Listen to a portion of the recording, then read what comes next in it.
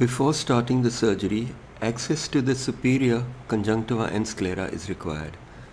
This is achieved by the use of the superior rectus or the bridle stitch.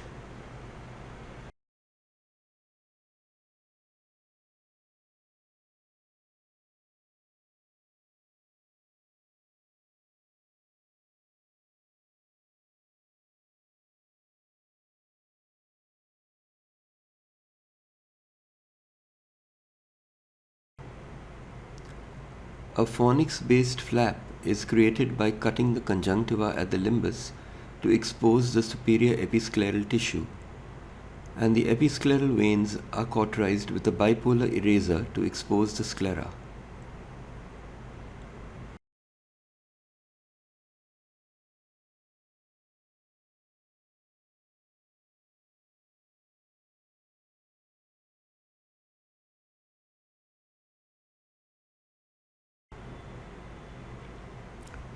The start of the scleral tunnel incision is outlined in the sclera by a sharp razor blade. This incision is frown-shaped to try and keep it within the astigmatic neutral funnel area. The scleral tunnel is then dissected out with a lamellar dissector, also known as a tunnel blade. It is important to hold the level of the dissection and not to go too deep, in which case there will be a premature entry into the anterior chamber. It is also important not to go too superficial, in which case there will be a buttonholing of the cornea.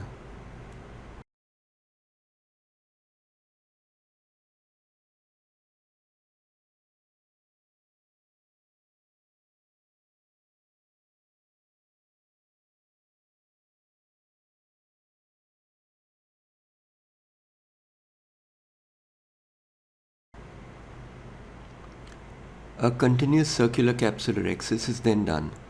This is done under aqueous with a 26 gauge needle by direct entry into the anterior chamber. Though doing the Capsulorrhexis under aqueous does have the disadvantage that the flap tends to flap around a little, but it has the great advantage of minimizing the use of viscoelastic, which leads to a quieter postoperative eye.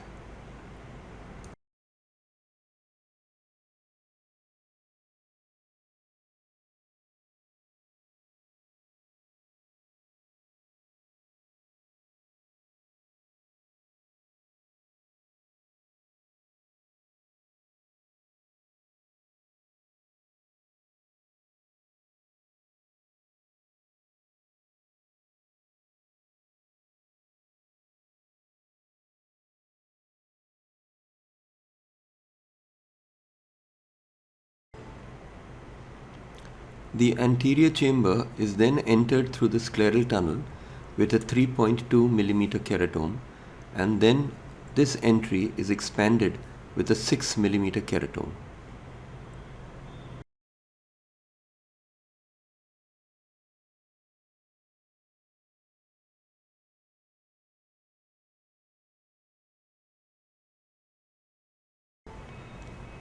The scleral tunnel is then expanded in a funnel-shaped manner by using a keratome to widen the point of entry into the anterior chamber on both sides.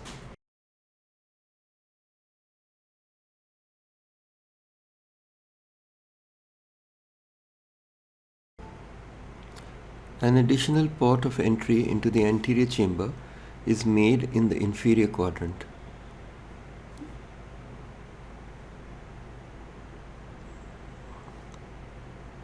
The original small port of entry of the 26 gauge needle into the eye is also widened slightly.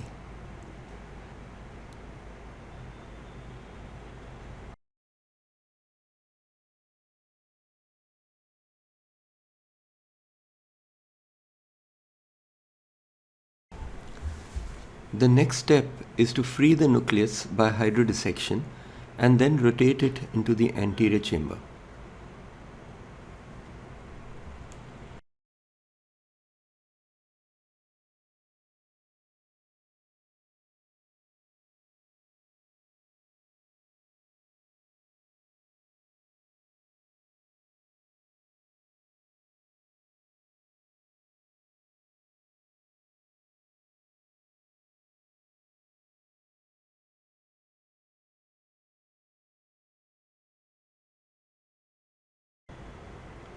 Viscoelastic is now injected into the anterior chamber above and below the nucleus for the first and only time to cushion the nucleus in the next step of extraction from the anterior chamber.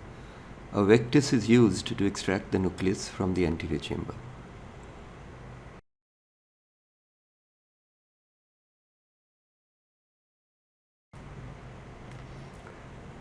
A blast cannula, which is nothing but a blunt-tipped 16 or 18 gauge high-flow cannula, is used to flush the epinucleus out of the anterior chamber.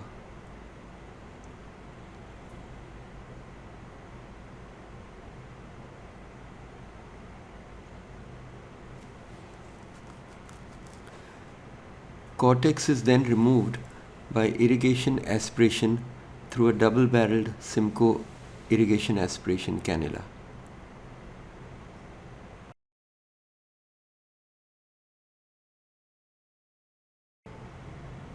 The extra port of entry into the anterior chamber, made in the inferior quadrant earlier, allows the Simcoe cannula to be introduced from inferiorly and have direct access to the subincisional cortex at 12 o'clock in a simple and direct way.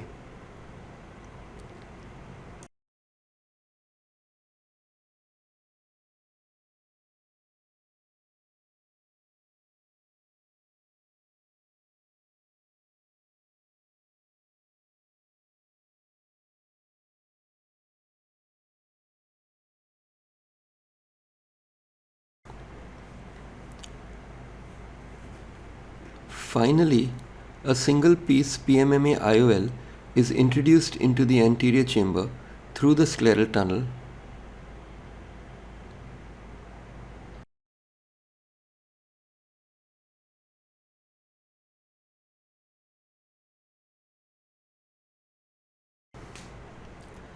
while the anterior chamber is maintained by an AC maintainer introduced through the inferior side port incision. The lens is dialed into the capsular bag using a dialer.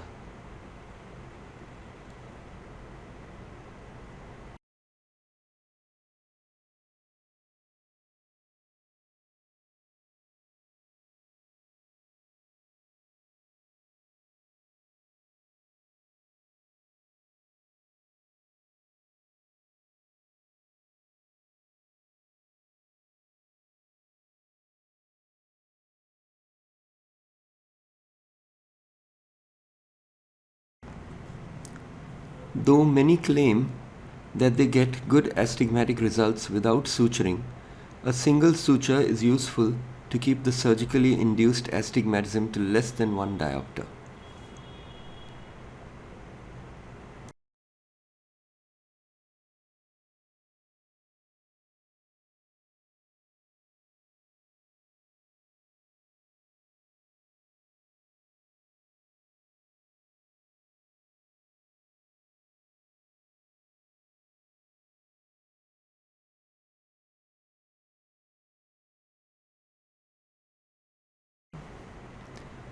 And finally, the conjunctiva is helped to overlap the scleral wound without suturing or cautery by injecting fluid or antibiotic into the Tenon's fascia under the superior conjunctiva.